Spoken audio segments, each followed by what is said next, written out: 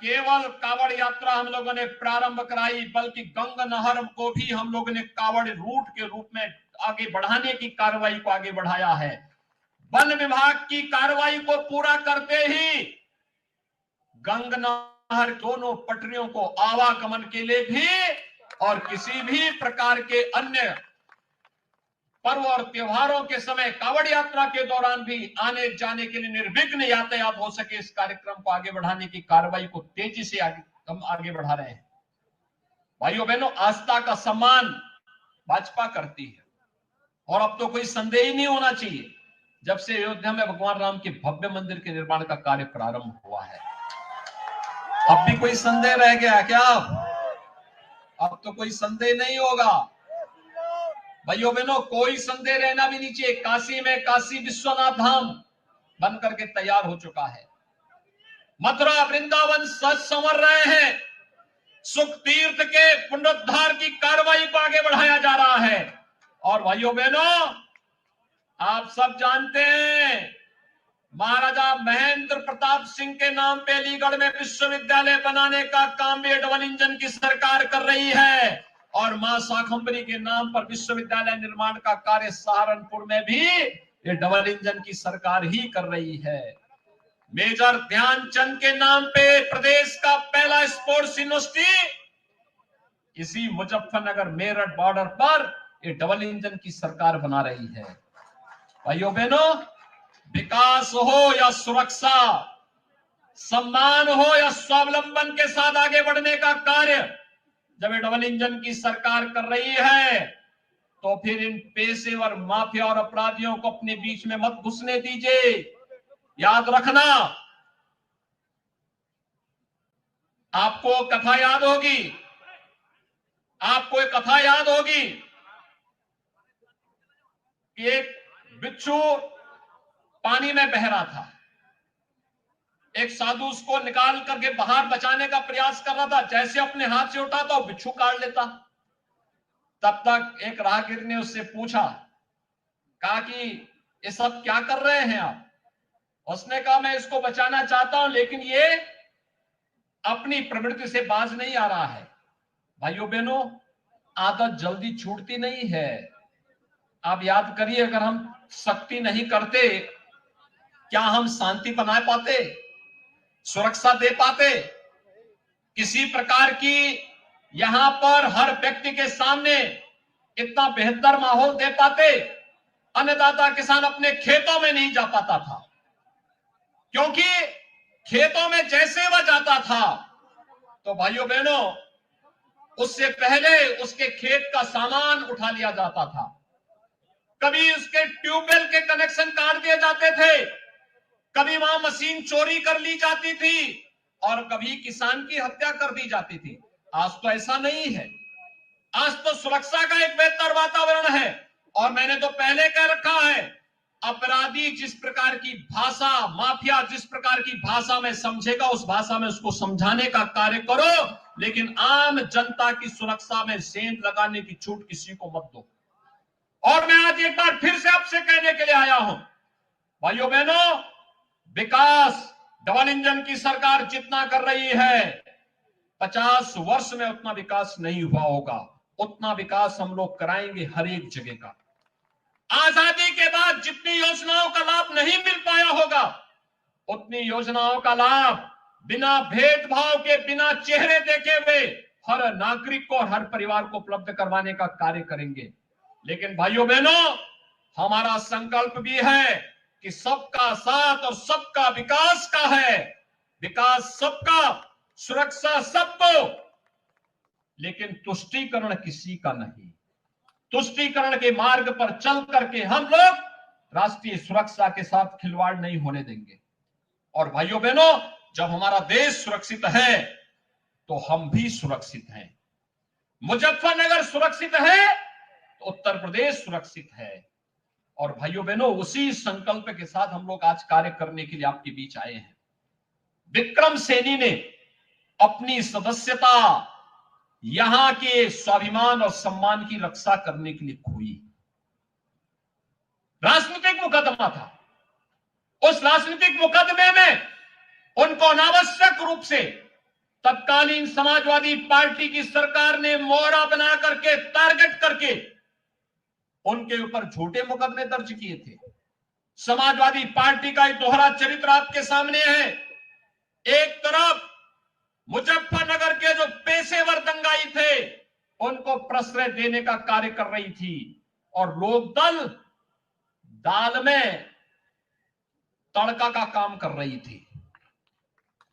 उस समय भी लोकदल कहीं आपकी सुरक्षा के लिए नहीं आया था, हालचाल लेने के लिए नहीं आए थे, उनको फुर्सत ही नहीं थी। और भाइयों बहनों, हम सब जब किसानों का मसीहा की बात करते हैं तो चौधरी चरण सिंह जी का स्मरण करते हैं। याद रखना, राजनीति में चौधरी साहब हमेशा अपराधियों का विरोध करते थे कि कोई अपराधी और माफिया राजनीति में नहीं आना चाहिए। ये सब क्या हो रहा है इस समय? ये चौधरी साहब के नाम पे राजनीति करेंगे और पेशेवर माफिया और अपराधियों को प्रश्रय देकर के आम जनता का शोषण करने देंगे, ये स्वीकार्य नहीं हो सकता है। और इसलिए भाइयों बहनों, आज मैं आप सबसे अपील करने के लिए आया हूं। विकास बिना भेदभाव की हो रहा है, धड़ल्ले से हो रहा है, मजबूती के साथ हो रहा है। विकास के नाम पर पैसे की भी कोई कमी नहीं, सरकार की नियत साफ है और सरकार अपनी उस नेक नियति के साथ कार्य करते हुए आज आपके बीच में आई है। मेरी आप सबसे अपील होगी, मुझे जो रिपोर्ट मिल रही है उस रिपोर्ट में, और आज यहां पर जो हमें निर्दल प्रत्याशियों ने अपना समर्थन दिया, अभिषेक चौधरी पहले ही उन्होंने अपना आशीर्वाद भारतीय जनता पार्टी के प्रत्याशी को दे दिया था, और उसके बाद आज यहां पर जिस तरीके से निर्दल प्रत्याशियों ने, श्री रविंद्र जी ने और श्री प्रदीप ठाकुर जी ने जिस तरीके से भारतीय जनता पार्टी के प्रत्याशी के समर्थन में आज अपना समर्थन घोषित किया है, मैं इसके लिए उनको धन्यवाद देता हूं। और मैं विश्वास के साथ कह सकता हूं, विक्रम सैनी अपनी बात को जो कह रहे थे, उन्होंने बहुत मजबूती के साथ कहा। उन्होंने कहा, साहब अगर मेरी सदस्यता बीच में गई तो मैं तो आया ही था फरवरी प्रथम सप्ताह में यहां विक्रम सैनी के प्रचार में, यहीं पे मैंने सभा की थी तब, और यहीं पे सभा करने के लिए मैं आया था। भाइयों बहनों, इससे पहले की वह विकास की रफ्तार को आगे बढ़ाते, उनकी सत्ता समाप्त हुई, और इसलिए उन्होंने कहा कि अब एक अच्छा अवसर है खतौली विधानसभा क्षेत्र के सभी मतदाताओं के लिए कि 12 और 17 और 22 को प्लस करके जितना होता है उसको ब्याज सहित जोड़ करके उतने वोटों से श्रीमती राजकुमारी सैनी को विजयी बनाने के लिए आप सबकी जिम्मेदारी बनती है। आप सभी लोग चाहेंगे श्रीमती विक्रम सैनी, श्री राजकुमारी सैनी उतने वोटों से चुनाव जीत करके जाएगी, और बहुत मजबूत महिला है वो। कवाल के बवाल के समय जब विक्रम सैनी जेल के अंदर बंद कर दिए गए थे तो भाइयों बहनों अकेले लड़ रही थी, मजबूती के साथ। प्रधान वो थी, लेकिन अपने पति के लिए कहती थी कि प्रधान जी जेल में है, और मजबूती के साथ उनके साथ खड़ी रही, मूल्यों और मुद्दों के साथ भटकी नहीं, उससे डिगी नहीं, हटी नहीं, कार्य करते हुए अपनी गृहस्थी को भी चलाती रही, अपने गांव को भी आगे बढ़ाती रही, और उस समय की तानाशाही सरकार की क्रूरता के खिलाफ भी लड़ती रही। और भाइयों बहनों, आज उनको अवसर मिला है आपके बीच में, भारतीय जनता पार्टी ने आपके बीच में उन्हें प्रत्याशी के रूप में उतारा है। मैं तो केवल आपसे ही कहने के लिए आया हूं, मेरी इच्छा थी बीच में आने की, मैं सहारनपुर और शामली गया भी था, मुजफ्फरनगर का दौरा मेरा बाकी रह गया था। मैंने श्री संजीव बालीवान जी को, रमेश मलिक जी को, इन सबको मैंने कहा था, मैंने कहा मुझे मुजफ्फरनगर आना है एक दिन, मुजफ्फरनगर आकर के यहाँ की विकास की योजनाओं को गति देने के लिए, जब इससे पहले कि हम लोग कुछ कर पाते उपचुनाव की फिर से धमक आ गई। और भाइयों बहनों, इस उपचुनाव में इससे पहले कि हम कुछ कार्यक्रम को आगे बढ़ाते, ये फिर से हमें चुनाव के इस मैदान में आपके बीच में आना पड़ रहा है। मैं आज के इस अवसर पर आप सबसे अपील करूंगा, 5 दिसंबर को चुनाव है, यह संभव नहीं होता है किसी प्रत्याशी के लिए कि नामांकन के बाद 14 दिन के अंदर घर घर जाकर के मतदान करने के लिए लोगों को प्रेरित कर सके। और दूसरा, उपचुनाव में लोगों के मन में रुझान कुछ कम दिखाई देता है। मेरी आप सबसे अपील होगी कि श्रीमती राजकुमारी सैनी के प्रतिनिधि के रूप में श्रीमती राजकुमारी सैनी बहनें स्वयं राजकुमारी सैनी बन करके घर घर जाकर के हर मतदाता को कहने के लिए कि सचिन और गौरव जैसे शहीदों की स्मृतियों को बनाए रखने के लिए और आने वाले समय में किसी नौजवान को अपना बलिदान न देना पड़े, इस दृष्टि से हम सब श्रीमती राजकुमारी सैनी को विजयी बनाने के लिए मतदान अवश्य करें, मतदान अवश्य करें। और भारतीय जनता पार्टी के चुनाव चिन्ह कमल के फूल पर भारी बहुमत से विजयी बना करके यहां के उन शहीदों के गौरव की रक्षा भी करनी है और साथ साथ राजनीतिक अपराधीकरण न होने पाए, अपराधियों का राजनीति में प्रवेश पूरी तरह प्रतिबंधित होना ही चाहिए। यह भी संकल्प हम सबका होना चाहिए। भाइयों बहनों, ये पेशेवर माफिया और अपराधी अगर राजनीति में हावी होंगे तो याद रखना कि ये लोग आम नागरिक का और व्यापारियों का जीना हराम कर देंगे, व्यवस्था को पूरी तरह माफियाकरण कर देंगे। ये लोग सपा शासन काल में जिस प्रकार की नंगा नाच करते थे, नग्न तांडव करते थे, उस प्रकार की कृत्य करने लग जाएंगे। हर हाल में इनको रोकना है, किसी भी स्थिति में इनको आगे नहीं बढ़ने देना है। एक संकल्प हम सबका होना चाहिए और बाकी आप हिम्मत से काम लीजिए। बाकी जो कुछ बचा होगा वो हमारा बुलडोजर पूरा कर देगा।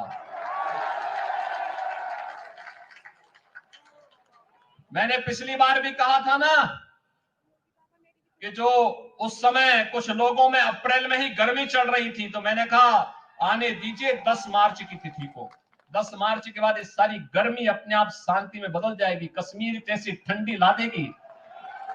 और भाइयों बहनों, मैं एक बार फिर कहने के लिए आया हूं, हमें उत्तर प्रदेश की राजनीति का अपराधीकरण नहीं होने देना है।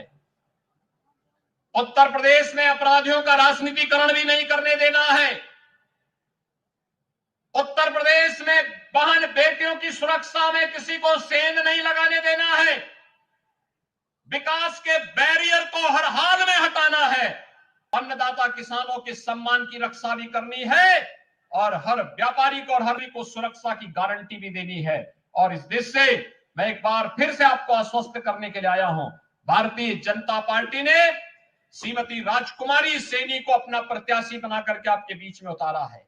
भाइयों बहनों, श्रीमती राजकुमारी सैनी भारतीय जनता पार्टी के कर्मठ कार्यकर्ता के रूप में काम की है। विपरीत परिस्थितियों में जूझते हुए उन्होंने यहां पे कार्य किया है और आज फिर से आपके बीच में एक प्रत्याशी के रूप में अब आपके बीच में है। आप सबसे मेरी अपील होगी, कमल चुनाव चिन्ह पर एक एक घर में जाकर के भारी पैमाने पे मतदान करिए और जीत के रिकॉर्ड को तोड़ करके श्रीमती राजकुमारी सैनी को भारी बहुमत से विजयी बना करके लखनऊ भेजे। विकास की बारी हमारी फिर होगी और यहां पर फिर से हम लोग आएंगे विकास के कार्यक्रमों को आगे बढ़ाने के लिए। यही अपील करते हुए आप सबसे मेरी अपील होगी कि 5 दिसंबर को श्रीमती राजकुमार सैनी को कमल चुनाव चिन्ह पर भारी बहुमत से विजयी बनाएंगे। इन्हीं शब्दों के साथ आप सबके प्रति मेरी शुभकामनाएं। धन्यवाद। जय श्री राम। जहां तक मेरी आवाज जा रही है, श्रीमती राजकुमारी सैनी के समर्थन में संकल्प के साथ मेरे साथ बोलेंगे, जय श्री राम, जय जय श्री राम।